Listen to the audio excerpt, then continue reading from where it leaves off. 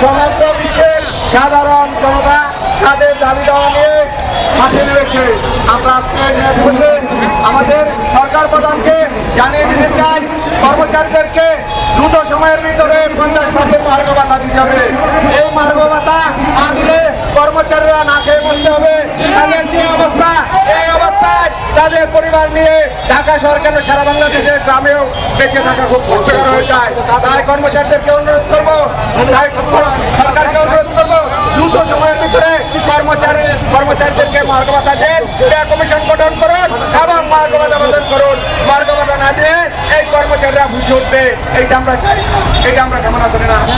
সম্মানিত উপস্থিতি, আপনারা জানেন আমরা দীর্ঘদিন ধরে সংগ্রাম এবং লড়াইয়ের মাধ্যমে আমাদের যে মৌলিক দাবি, বাংলাদেশের জাতীয় দাবি, সরকারি কর্মচারীদের জাতীয় দাবি নবম পে স্কেল, এই নবম পে স্কেল বাস্তবায়ন করতে হবে। অনতিবিলম্বে সরকারকে জনপ্রশাসনের যে সংস্কার, 11 অফিসের সংস্কার করতে হবে। আজকে মুসলিমা কয়েকজন সচিব আপনাদেরকে প্রশাসনের সংস্কার করে আমাদের 11 অফিসের বৈষম্যকে আজকে ত্বরান্বিত করা হয়েছে। সুতরাং আমাদেরকে খেয়াল রাখতে হবে, আমরা বাংলাদেশ সরকারি কর্মচারীরা আজকে নিগৃহীত, অবহেলিত, বিভিন্নভাবে নির্যাতিত।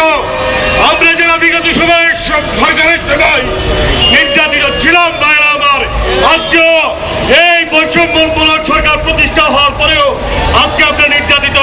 এই অবস্থা থেকে পরিত্রাণ চাই, এই অবস্থান থেকে পরিত্রাণ দিতে হবে, অন্যথায় দুর্বার আন্দোলন করে তোলা হবে এবং আমাদের এই সন্ধিক্ষণে নয়া নেতৃত্ব নিয়ে আমরা হরিশালী ভাইয়ের নেতৃত্বে, মাহমুদুল ভাইয়ের নেতৃত্বে আমাদের এই যে সভাপতি আছেন, সবাইকে একত্রিত হয়ে বাংলাদেশের সকল সংগঠনকে একত্রিত হয়ে আমাদের এই দাবি আদায়ের ঐক্য পরিষদে সফল করার জন্য আপনাদেরকে সামনের দিনে যে কঠোর কর্মসূচি আসবে, সেই কঠোর কর্মসূচির সাথে একত্রতা ঘোষণা করার জন্য আপনাদেরকে সংগ্রামী অভিনন্দন জানিয়ে এখানে আমার বক্তব্য শেষ করছি।